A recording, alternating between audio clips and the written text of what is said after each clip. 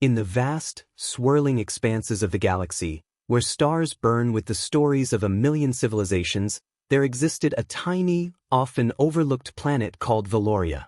It was a jewel-toned world, rich with verdant forests and deep, crystal-clear oceans, inhabited by the Valorians, a race distinguished by their petite stature and luminescent skin that shimmered under their twin suns.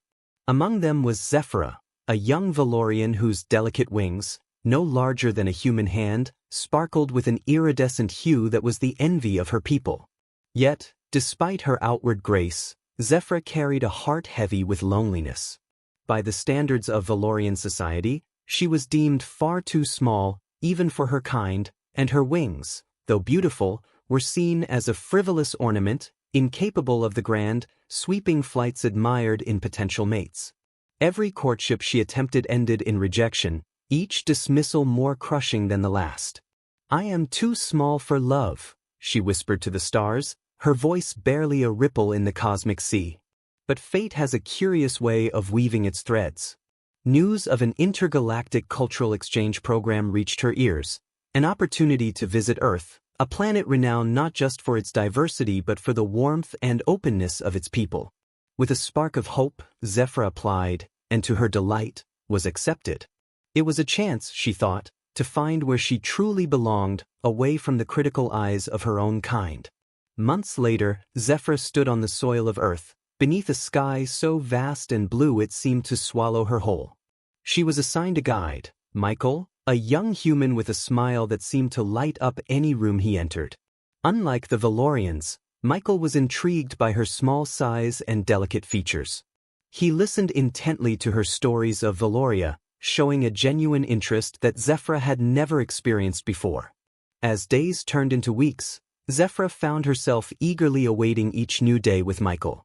They explored Earth together, from the sprawling cities buzzing with life to quiet, secluded spots where the only sound was the wind whispering through the trees.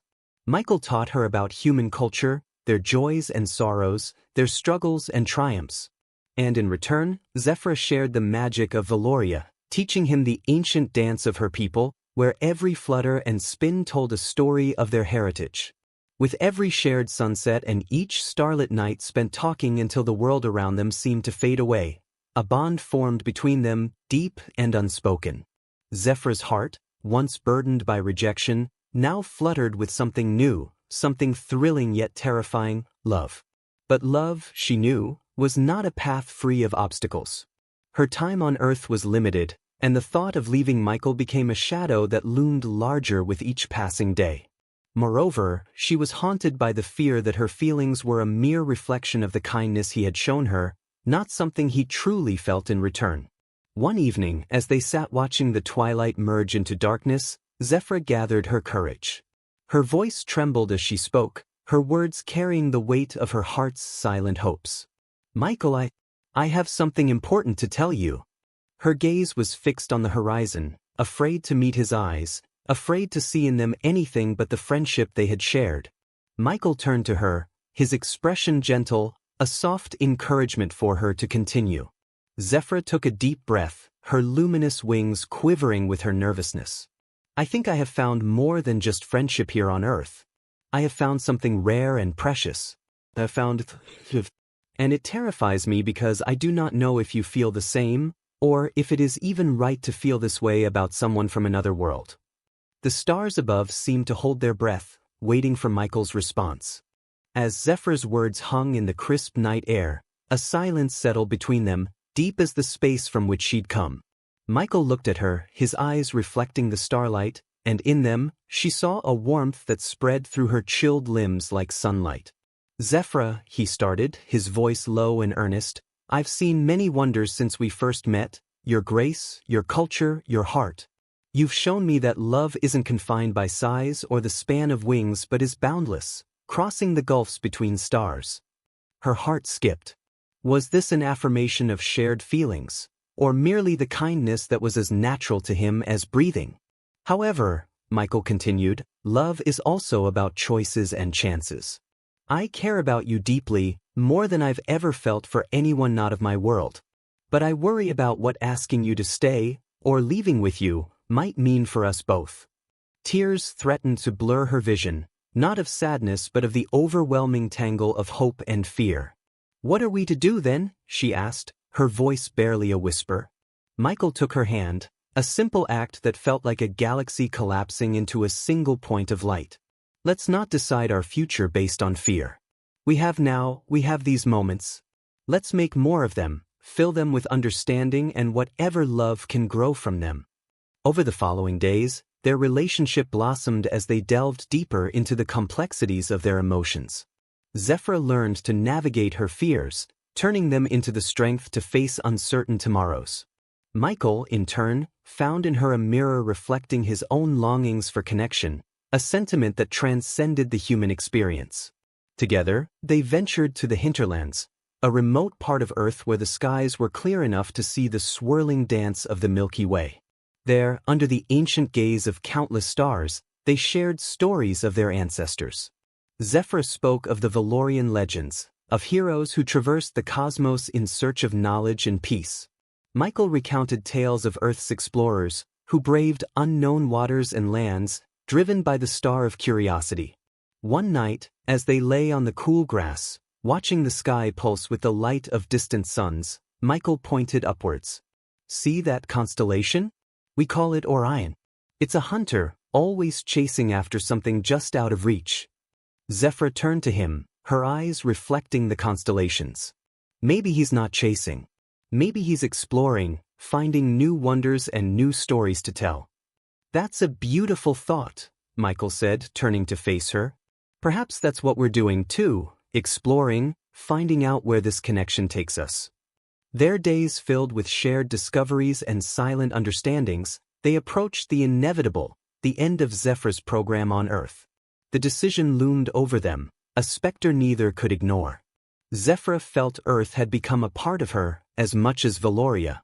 Michael sensed his world had expanded, two planets now orbiting within him, irreversibly drawn together by the gravity of their journey.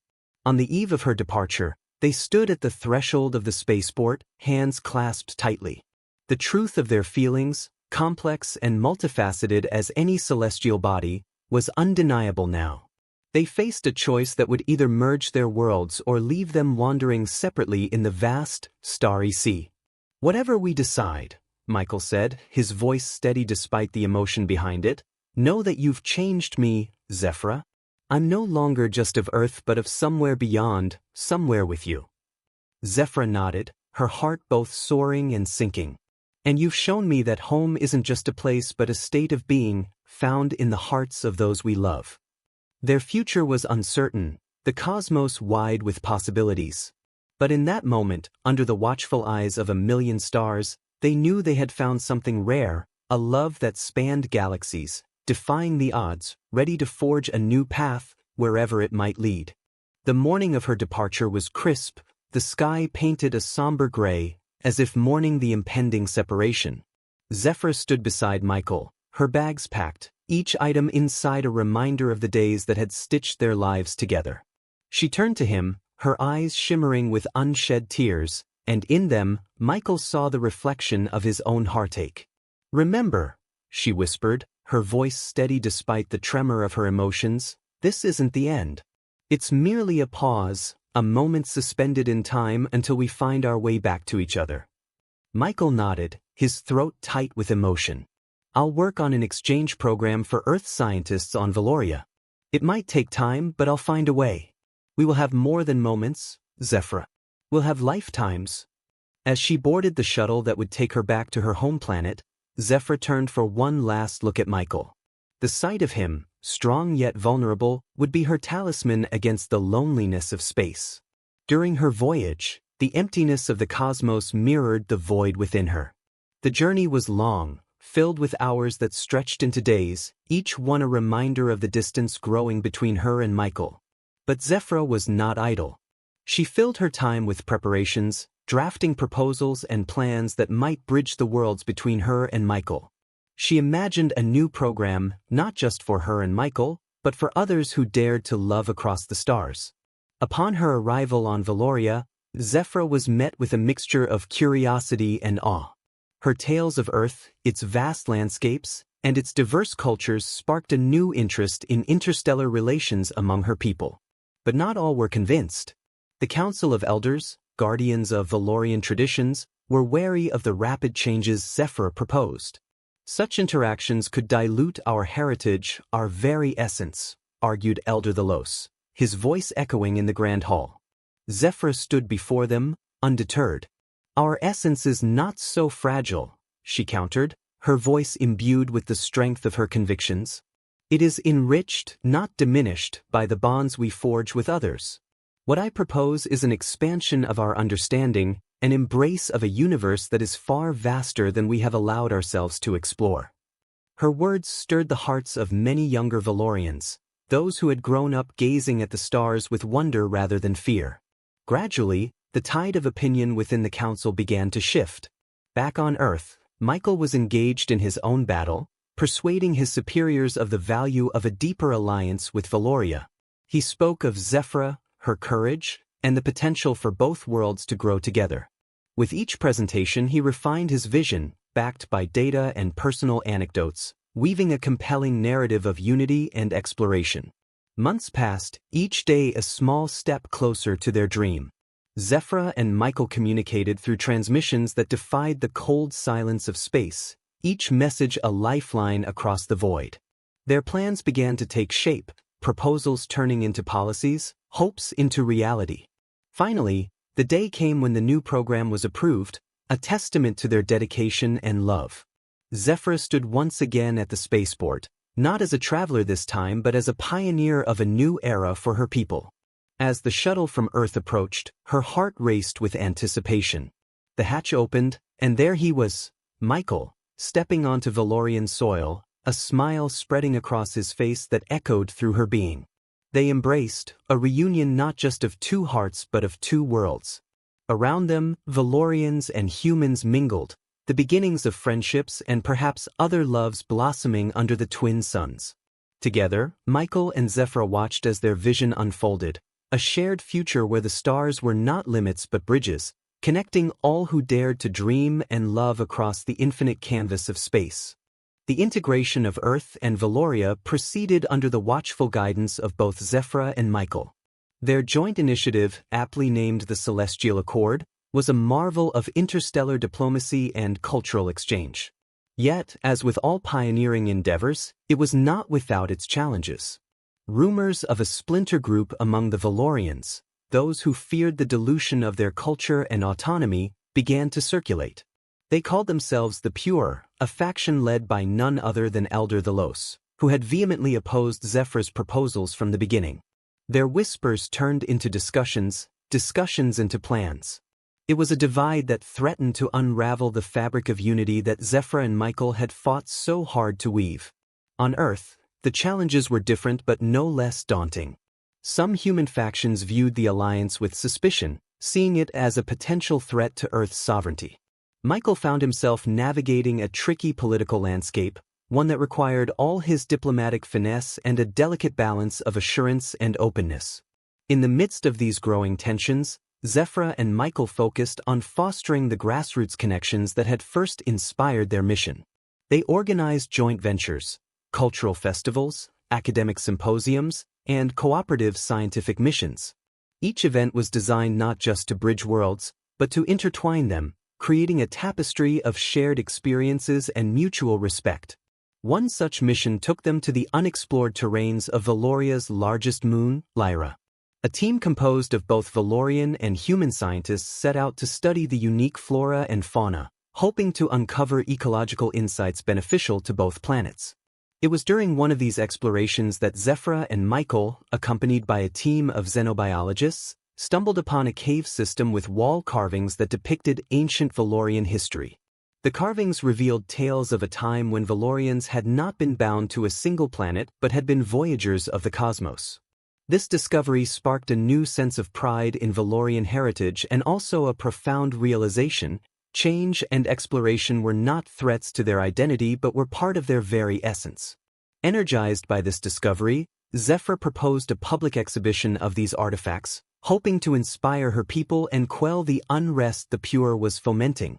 The exhibition was a resounding success, drawing crowds from all over Valoria and even Earth. As Valorians came face to face with the tangible proofs of their ancestors' curiosity and boldness, the influence of the pure waned. The narrative of fear they had been selling lost its allure against the backdrop of their own rich, explorative history. Back on Earth, Michael leveraged the success of the Valorian exhibition to bolster Earth's support for the Celestial Accord. He arranged for an exchange of artifacts, including those from the Lyra Caves, to be displayed in major Earth cities. The exhibitions were not just displays of alien culture but beacons of a shared future. Amidst their administrative and diplomatic duties, Zephyra and Michael found solace in their shared passion for unearthing and preserving the stories of Valorian and human connections. Each artifact, each site, each shared project became a symbol of their love. A love not just for each other but for the possibilities that unity between different worlds could bring. However, the threat of the pure lingered, simmering in the shadows. Elder Thalos, though less influential now, was not defeated. He saw the exhibitions and the growing integration as the final encroachments upon Valorian purity.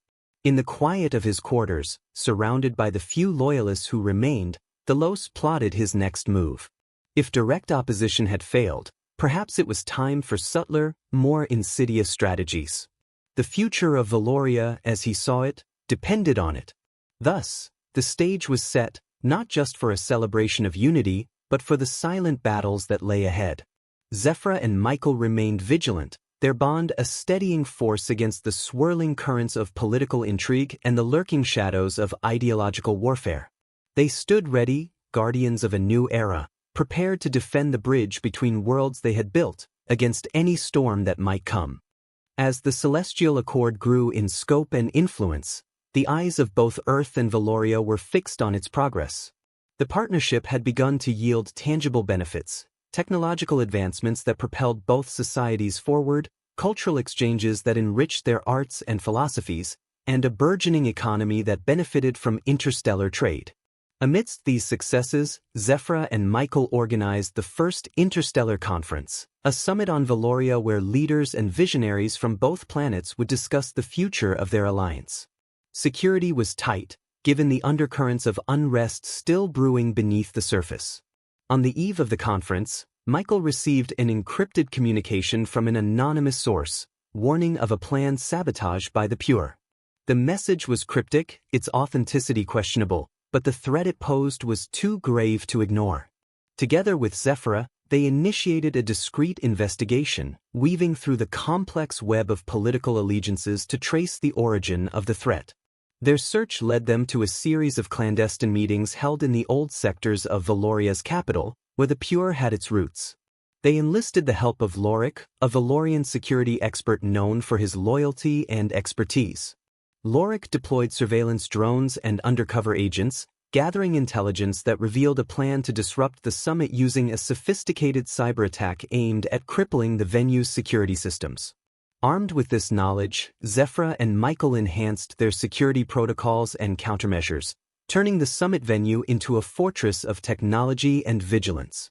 As the conference commenced, their preparations were put to the test. Delegates from Earth and Valoria gathered in the Grand Hall, a magnificent structure designed to symbolize the bridge between their worlds, its arches and pillars adorned with motifs representing their joint heritage. As discussions unfolded, addressing topics from space exploration to ecological preservation, the systems monitoring the summit's integrity worked silently in the background, repelling several intrusion attempts that matched the patterns Lorik's team had anticipated. Meanwhile, Elder Thalos, sensing the failure of his plans, decided to make a bold move. During a key session on cultural integration, he stood, demanding the floor. His voice, when he spoke, was charged with a fervent passion that commanded attention. We have reached out to the stars with open hands, but must we also open the gates to our souls for reshaping? Yes, we gain much from our friends from Earth, but at what cost to our own identity?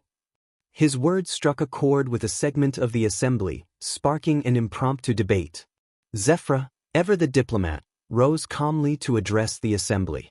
Elder Thalos raises a concern that deserves our attention, she acknowledged, her tone respectful yet firm. But let us not mistake integration for assimilation. Our goal is not to lose ourselves but to expand what we are, to grow stronger and wiser through the strengths of our allies. The debate grew heated, but productive, ultimately leading to the formation of a new committee dedicated to overseeing cultural exchanges, ensuring that they enriched rather than overwrote Valorian and Earth cultures.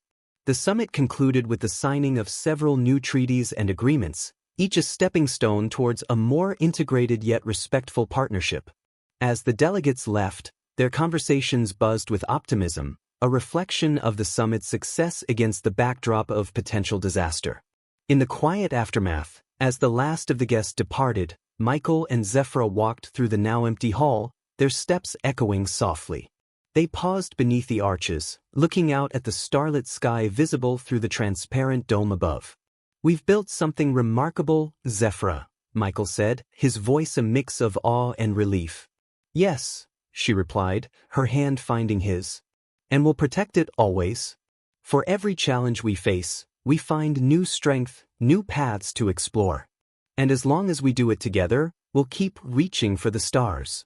Their shared gaze on the cosmos was a silent vow, a commitment to safeguard their shared vision, to nurture the bridge they had built between worlds, no matter the storms they might face in the future. The relative peace following the summit did not last long. As Zephyra and Michael navigated the complexities of their growing alliance, a new challenge emerged from an unexpected frontier, space piracy, which had begun to plague the newly established trade routes between Earth and Valoria. These routes were vital arteries for the exchange of resources and knowledge, and their disruption threatened to undermine the economic foundations of their interstellar partnership. Reports of attacks on cargo vessels carrying rare minerals from Valoria and advanced technological equipment from Earth became increasingly frequent. The pirates, a ragtag coalition of outcasts and criminals from various planets, exploited the vastness of space to evade capture. They left behind a trail of havoc and uncertainty, breeding mistrust among traders and putting additional strain on the Celestial Accord's security measures. Determined to secure the trade routes, Zephyra and Michael established a joint task force, pooling resources from both worlds to combat the threat. They commissioned the construction of a fleet of patrol ships, equipped with the latest defensive technologies from Earth and enhanced with Valorian energy shields. In command of the task force, they placed Admiral Kyra Telson, a decorated officer from Earth with experience in interstellar strategy. Under her leadership, the patrol fleet began a series of operations designed to secure major trade lanes. Her approach was not just reactive but also strategic, focusing on intelligence gathering and preemptive strikes against known pirate hideouts. One such operation led them to the asteroid belt of Quaron, a notorious haven for criminal activity. The task force engaged in a high-stakes confrontation with the pirate fleet, using their superior tactics and technology to overcome the pirates. The operation was a resounding success, resulting in the capture of several key pirate leaders and the recovery of stolen goods. However, the victory was bittersweet. During the engagement, the task force discovered that the pirates were not just random criminals but were being funded by an anonymous benefactor with access to advanced weaponry and detailed information about trade convoy schedules. This revelation suggested a deeper conspiracy aimed at destabilizing the alliance, possibly orchestrated by someone with significant resources and a vested interest in seeing the Celestial Accord fail. The investigation into the backers of the piracy led Zephyra and Michael down a path of political intrigue that stretched back to their own worlds. Suspicions arose that some members of the Valorian Council, perhaps even some disgruntled factions within Earth's own government, were involved. The delicate balance of trust they had worked so hard to establish was once again under threat. In response, Zephyra and Michael increased their efforts to reinforce the bonds between their people. They initiated a series of cultural and scientific exchanges designed to build a deeper, more personal connection between Earthlings and Valorians. They believed that by fostering a greater understanding and mutual respect among their citizens, they could counteract the seeds of division sown by their adversaries. One of the most ambitious projects was the establishment of the first interstellar university on Valoria, where students from both worlds could study together, learn from each other, and develop solutions for universal challenges. The university became a beacon of hope, a tangible example of what their united vision could achieve. Meanwhile, the task of rooting out the conspiracy continued. Zephyr and Michael worked tirelessly, coordinating with their security forces and intelligence agencies to peel back the layers of deceit and corruption that threatened their dream.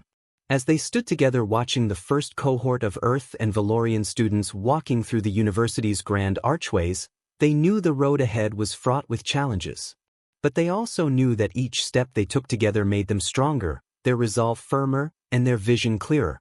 The fight to protect their union, to ensure the prosperity and security of their intertwined destinies, was far from over. But together, they were undeterred, ready to face whatever lay ahead with unyielding courage and unbreakable unity. The intrigue surrounding the piracy and its potential connections to high-ranking officials deepened, casting a shadow over Zephyr and Michael's efforts. Despite the successes of their joint task force and the flourishing of initiatives like the Interstellar University, the persistent threat of sabotage loomed large. The question of who funded the pirates was a tangled web of leads and dead ends that tested their diplomatic and investigative acumen to its limits.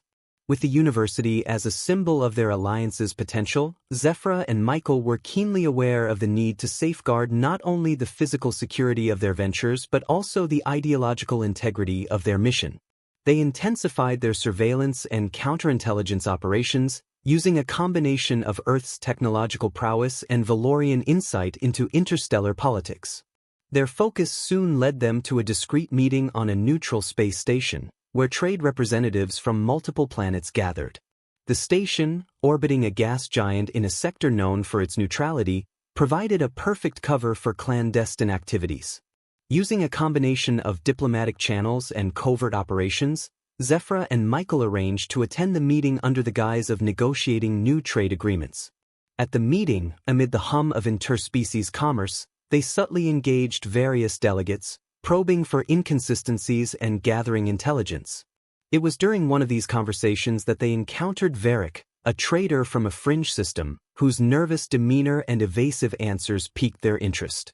Under the pretense of discussing potential trade routes, they invited Varric to a private dinner. As the station's giant windows showcased the swirling gases of the giant planet below, providing a backdrop of moving art, Zephyr and Michael carefully steered the conversation towards the disruptions caused by piracy. Varric, under the gentle pressure of their inquiries, began to unravel, revealing that he had been approached by a shadowy figure offering substantial sums to smuggle weapons to the pirate fleets. Armed with this new lead, they coordinated with station security to detain Varric and conducted a raid on his ship, which was docked at the station. The operation uncovered a cache of advanced weaponry, some of which bore markings traceable to a defense contractor on Earth, and others that were unmistakably Valorian in origin. This evidence pointed to a conspiracy involving elements from both of their worlds, a coalition of interests opposed to the Celestial Accord for varying reasons. Some were driven by profit, others by fear of cultural dilution, and some by political ambitions threatened by the shifting power dynamics. The implications were severe. It meant that the threat was not external but woven into the very fabric of their societies. Zephyr and Michael understood that tackling this would require more than just a security response. It required exposing and rooting out corruption within their own ranks. As they planned their next steps, they also had to consider the public reaction. Transparency was crucial, but so was maintaining stability. They decided to address the public in a joint broadcast, presenting some of their findings and reaffirming their commitment to the alliance. They emphasized the benefits that had been achieved through their cooperation and the potential of what they could still accomplish together. Following the broadcast, they initiated a series of purges and trials, targeting the corrupt officials and businessmen implicated in the arms dealings. These actions were controversial, but necessary to preserve the integrity of their alliance. Through all these tribulations, the university remained a beacon of their shared values. Zephyr and Michael frequently visited the campus, engaging with students and faculty, fostering an environment of open dialogue and innovation. They sponsored projects and research that specifically aimed at improving interstellar relations, creating technologies that enhanced communication and understanding between diverse species. Their efforts at transparency and reform gradually restored confidence among their people, strengthening the bonds between Earth and Valoria. As they navigated the complexities of their alliance, with each challenge they faced, their resolve deepened, and their vision for a united future grew ever clearer. As the political landscape stabilized following the trials, Zephyr and Michael turned their attention back to the broader goals of the Celestial Accord. With piracy under control and internal corruption being addressed, they sought to expand the scope of their alliance, proposing the establishment of a joint space exploration initiative. This initiative, named the Starbound Venture, aimed to explore uncharted regions of the galaxy, seeking new resources, potential habitable planets, and unknown civilizations. The proposal was ambitious, combining Valorian expertise in astronavigation with Earth's advanced propulsion technologies. To oversee this new venture, they appointed Dr. Lena Kirov, a renowned astrophysicist from Earth, and Commander Torenvel, a celebrated Valorian explorer. The team was tasked with developing a fleet of exploration vessels that would push the boundaries of current space travel technology. Construction of the fleet began on a massive orbital shipyard, a symbol of their technological and cooperative achievements. The shipyard itself became a hub of activity, drawing engineers, scientists, and workers from both worlds, who lived and worked together, blending cultures and ideas. The shipyard was equipped with state-of-the-art fabrication labs and research facilities, allowing for real-time problem-solving and innovation. As the Starbound venture progressed, Zephyr and Michael ensured that the efforts were not just about expanding their territories but also about sharing the benefits. They set up educational programs and public seminars that detailed their missions, aiming to keep their populations informed and involved. They believed that the success of their venture depended not only on technological or economic gains but on the sustained support and understanding of their citizens. However, the vastness of space held challenges beyond mere technological hurdles. During the maiden voyage of the exploration fleet, the lead ship, Celestial Harmony, encountered a mysterious anomaly in the sector known as the Hades Expanse. The anomaly appeared to be a rift in space-time, emitting strange energy signatures that defied known physics. Commander Vel, aboard the Celestial Harmony, decided to investigate the anomaly, despite the risks. As they approached, the ship's instruments began to malfunction, and strange visions plagued the crew, visions of other times and places, as if the rift was a window into other realities. Back on Valoria and Earth, as news of these events reached Zephyr and Michael, they faced a wave of concern from their people. The unknown nature of the anomaly brought fear, but also a surge of curiosity from the scientific community. The incident sparked debates across their worlds about the safety and morality of peering into such unknowns. Zephyr and Michael convened an emergency meeting with their top scientific minds and advisors. After intense discussions, they decided to continue the exploration but took additional precautions. They dispatched a second ship, equipped with enhanced shielding and experimental quantum sensors, to join Celestial Harmony at the edge of the anomaly. Together, the two ships studied the rift, gathering data that would later prove invaluable. The rift was not just a natural phenomenon but seemed to be an artificial construct, a relic of an advanced, unknown civilization. The data suggested that it was stable enough to allow for closer examination, but with strict safety protocols in place. The discovery of the artificial rift redefined the objectives of the Starbound venture. It was no longer just about exploration and expansion but also about understanding and potentially making contact with other advanced civilizations. This shift in focus brought new energy and purpose to the alliance, uniting their people with the promise of uncovering cosmic secrets and forging potentially groundbreaking relationships across the stars. Through these endeavors, Zephyr and Michael continued to navigate the delicate balance between risk and reward, always striving to ensure that their actions reflected the values and hopes of their united civilizations. They stood together, not just as leaders but as pioneers at the helm of humanity's journey into the unknown, their sights set ever outward, driven by a shared vision of discovery and unity. The revelation of the rift as a construct of an advanced civilization marked a new chapter in the history of the Celestial Accord. With this discovery at the forefront, Zephyra and Michael spearheaded a unified response that prioritized scientific curiosity and caution in equal measure. The decision to engage with the anomaly wasn't taken lightly, and it brought together the greatest minds from both Earth and Valoria, forming a research coalition dubbed the Cosmic Inquiry. This coalition set up its base on the orbital platform Aegis, strategically positioned near the Hades expanse. From this vantage point, they launched a series of unmanned probes equipped with AI-driven analysis tools, designed to penetrate the rift safely and relay data back to the station. These probes, named the Pathfinder series, became the eyes and ears of the coalition, revealing layers of the rift never before imagined.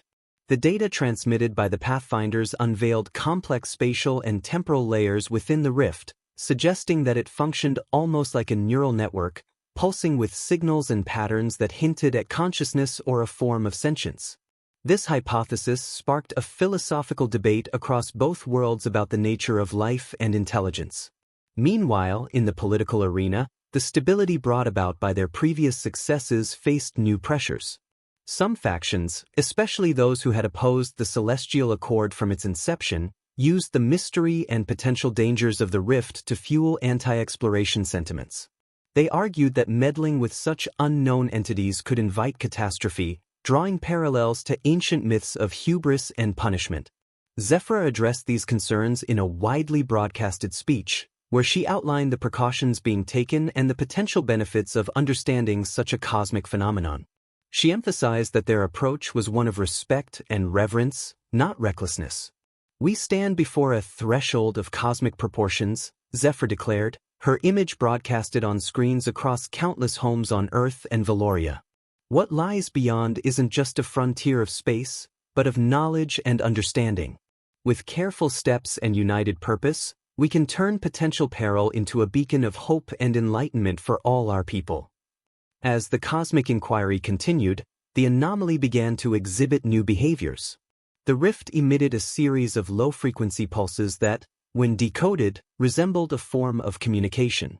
It was Michael who proposed treating the signals as a linguistic pattern, prompting the team to bring linguists into the fold, transforming their scientific endeavor into an interspecies diplomatic mission.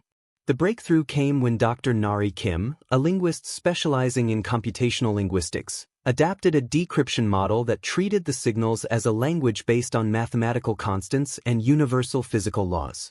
Slowly, the team began to piece together messages that suggested the rift, or the entity controlling it, was indeed sentient and aware of their presence. As the nature of the communications became clearer, it was evident that the entity was not just sentient but also ancient and lonely, having observed the universe for eons.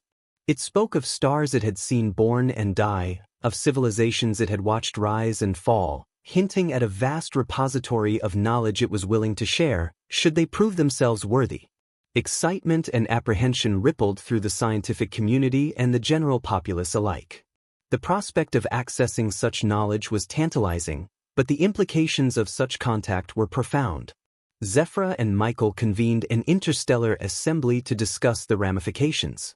Representatives from Earth and Valoria, along with delegates from other interested planets, gathered on Aegis to determine the future course of action.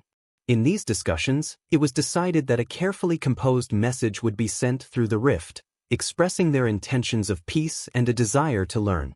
As they crafted this message, Zephyra and Michael stood side by side, overseeing a moment that could potentially redefine their place in the cosmos. They were acutely aware that their next actions could either open a new era of interstellar understanding and cooperation or lead to unforeseen consequences that could challenge their very existence. As the final message was sent through the rift, a palpable tension settled over the assembly on Aegis.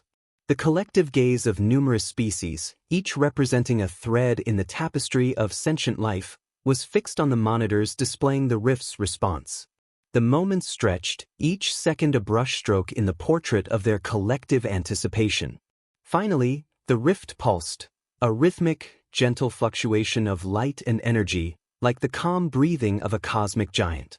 The screens lit up with complex patterns of data, the initial nonsensical blurs slowly coalescing into a coherent response thanks to the algorithms developed by Dr. Nari Kim and her team. The entity's message was clear and resonant, echoing through the chamber with a synthesized voice that carried a tone of timeless wisdom and profound solitude. I have observed you, children of the stars, as you have taken your first tentative steps into the vastness that is my home, the voice intoned. Your curiosity and your unity in the face of the unknown have earned you my respect and my knowledge. With the entity's acceptance, a new chapter of cosmic collaboration began. The entity, which referred to itself simply as the custodian, began to share its knowledge. It offered insights into energy manipulation techniques that could revolutionize power generation, warp drive mechanics that could shorten interstellar travel, and, most profoundly, historical data from civilizations long extinct, offering lessons from their rise and fall. Zephyra and Michael coordinated the dissemination of this information, ensuring that it was used responsibly and equitably.